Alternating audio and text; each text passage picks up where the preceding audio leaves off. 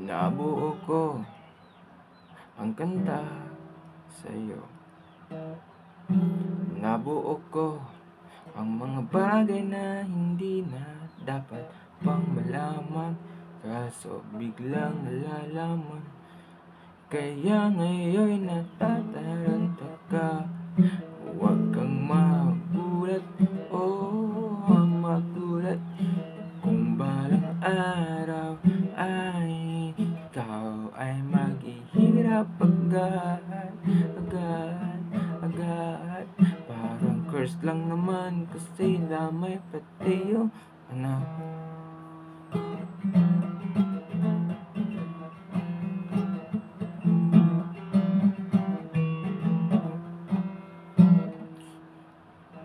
Hindi nyo ba alam na madadamay kayo sa kamalasan ng isa? Hindi nyo ba alam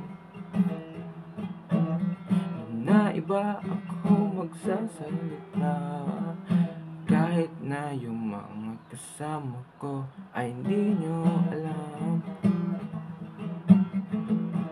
Hindi nyo alam.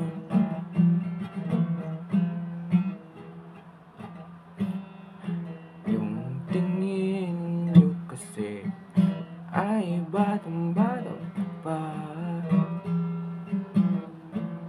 Ang sabi nyo ay kaya nyo basta nagsama-sama na kayo, pero hanggang doon lang ang kaya nyong gawin. Wala kasi kayong magagawa. Pulang taas ng boses at wala namang laman ni papel, wala kayo. Huwag kayong magtataka kung isa sa inyo ay makakarma sa araw na iyon. Hindi nyo alam kung ano ang babalik. Karma sa kabila biglang nag-iba.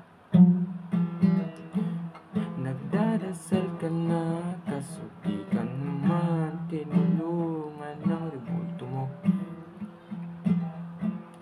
Nagsasabi ka na pupunta tayo doon, baka tayo ay gagaling. Ano ang iyong tingin sa iyong sarili? Hindi ka naman kasi mabait. Natatawa na lang yung iba na pinag-uusapan ka na lang pala. Oh, nang nagsama-sama kayo, pagdating ko dito, yung isa ay siniraan ka. Di mo kasi alam na tataylurin ka lang ng kasama mo.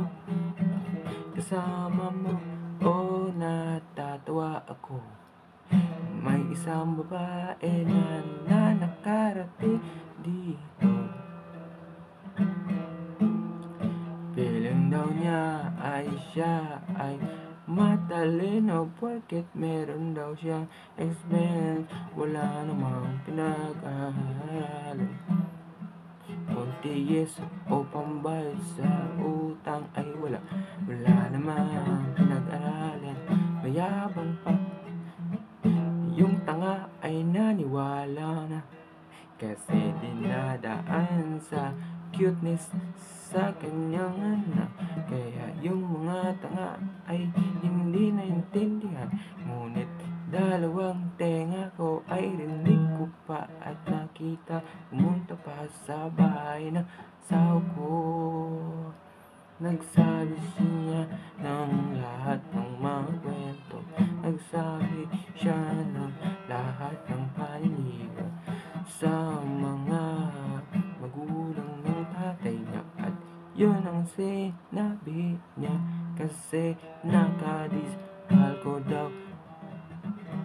Kaya may karapatan ako kwento to ito kasi siya daw ang nagsabi. Hindi daw pwede ang pangalanan iyon.